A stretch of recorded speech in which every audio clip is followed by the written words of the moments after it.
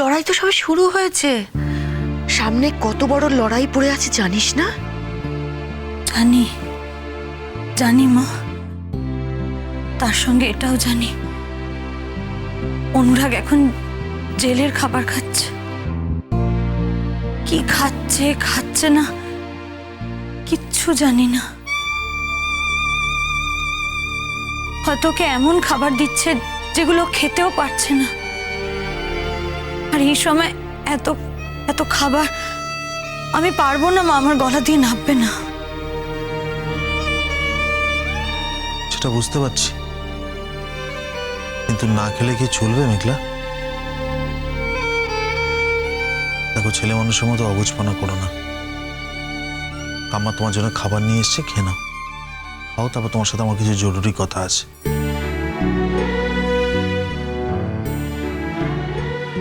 মা মা মা বিশ্বাস করো, আমি এগুলো খেতে পারবো না। আমি যে শুধু খেতে পারবো না তা না, আমার খেতে ভালো লাগছে না, আমি খেতে চাই না। হ্যাঁ, বেঁচে থাকার জন্য যেটুকু দরকার সেটুকু আমি খাচ্ছি, তো আমি খেয়ে নিয়েছি। কি খেয়ে নিয়েছিস তুই? আমায় বল, কি খেয়েছিস? বিস্কিট খেয়েছি আমি সকালে। বিস্কিট খেয়েছে বলছে? তুই দুটো বিস্কিট খেয়ে কি করে কাটাবি সারাদিন? একটু কিছু খা। আরে খেয়েছি বলে আচ্ছা, এটা কি কথা মেঘলা? সামান্য দুটো বিস্কিট খেয়ে তুই সে দুপুরবেলা পর্যন্ত থাকতে পারবি? পারবো ভালো জেঠি, আমার কিচ্ছু হবে না। অনুরাগ হয়তো সেটুকুও পাচ্ছে না। বাহ, খুব ভালো হয়েছে। মালাও খাচ্ছে না তার ছেলে জেলে রয়েছে বলে, তুইও খাবি না। এবারে দুজনে মিলে অসুস্থ হয়ে পড়, তারপরে যে কে হাল ধরবে আমি জানি না। ভালো জেঠি, তুমি একদম ভয় পেও না, হালটা আমিই ধরবো। ভালো জেঠি, তোমরা এতদিন যে মেঘলাকে দেখেছো, এবার থেকে একদম অন্য একটা মেঘলাকে দেখবে।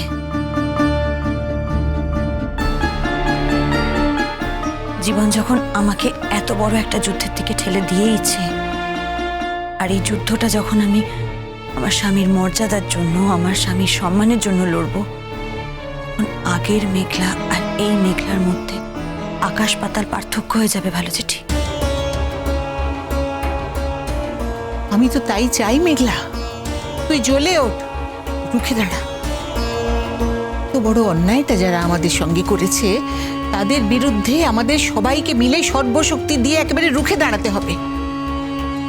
কোনোভাবেই এদের ছাড়া যাবে না, একটুও ফাঁক রাখা যাবে না মেঘলা।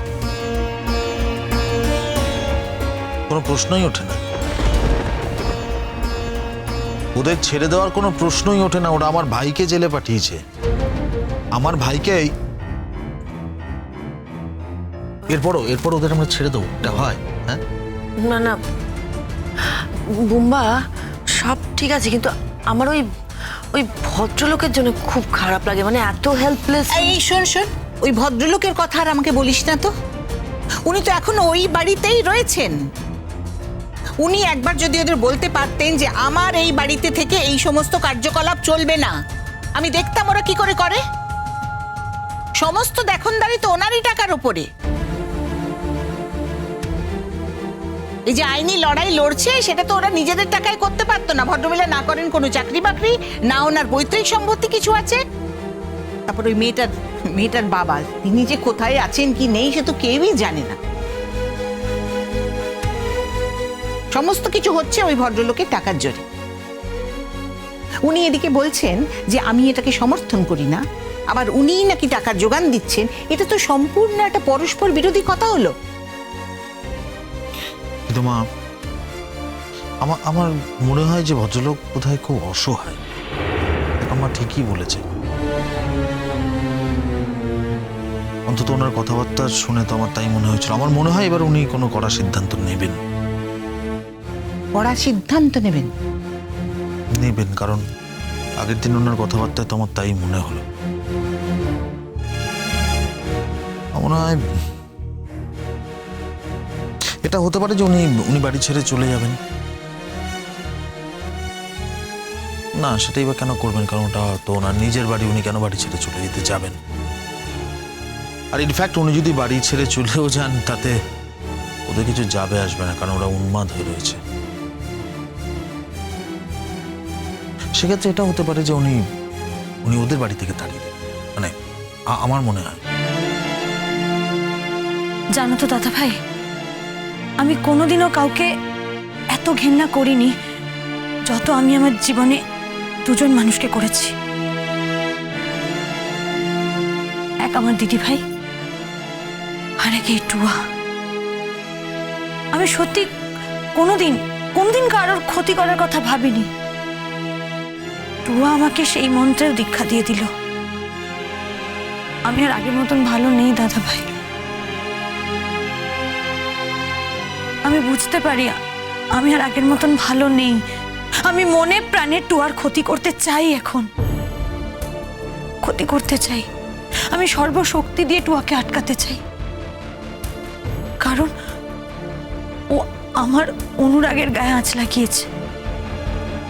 আমার অনুরাগকে আগুনে পুড়িয়েছে দাদা ভাই, প্রতি মুহূর্তে পোড়াচ্ছে। আমি টুয়াকে ছাড়বো না, আমি টুয়াকে কিছুতেই ছাড়বো না। মেঘলা, শোনো, আমি তোমাকে একটা কথা বলতে এসেছিলাম, খুব ইম্পর্টেন্ট। সেটা হচ্ছে তুমি না এখন থেকে খুব সাবধানে থাকবে,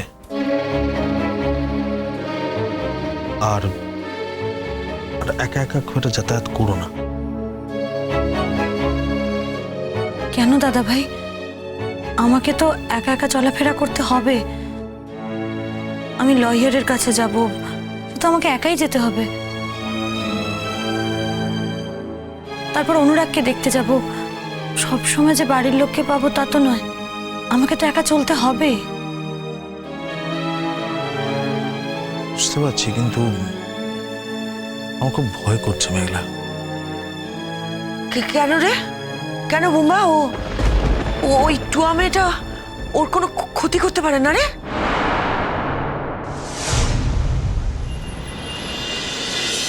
কি ব্যাপারে টুয়া? তো জেঠুন তো সকলের সামনে খুব বলেছিল এ বাড়িতে থাকবে না, এ বাড়ি ছেড়ে চলে যাবে। কোথায়? আমি তো কোনো লক্ষণই দেখতে পাচ্ছি না। ছেড়ে দাও না মণিমা, জেঠুন তো আমাদের লড়াইটা সাপোর্ট করেনি। ঠিক আছে, আমরা তো আমাদের মতো লড়াই করছি, আর শেষ পর্যন্ত আমরা অনুরাগ ব্যানার্জিকে জেলেও ভরতে পেরেছি।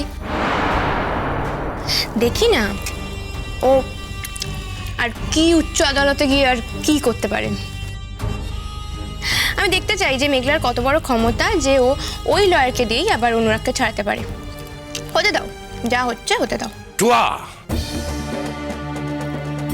আমাকে ধমকিও না জেঠুন, তুমি কিন্তু আমার লড়াইয়ে আমার সাথে ছিলে না। এখন আবার ধমকাচ্ছ আমাকে। আমার সেন্টিমেন্টটা তুমি বুঝেছো? বোঝনি? এক থাপ্পড়ে তোমার সেন্টিমেন্ট আমি একেবারে বার করে দেবো। সেন্টিমেন্ট? আমিও মজা দেখাচ্ছি তোমাকে। কিসের জোরে, কোন জোরে তুমি এবার পরের লড়াইটা লড়ো আমি দেখতে চাই। আমারই বুকের উপরে বসে আমারই দাড়িও পড়াবে? হ্যাঁ, এই শোনো, এসব কি বলছো বলো তো? তুমি টাকা না দিলে টুয়াকে আমি টাকা দেবো, ব্যাস। কোথায় টাকা পাবে? 7 রাজার ধনে 1 মানিক কোথায় লুকোনো আছে তোমার? আমি তো তোমাকে 1 টাকাও দেবো না।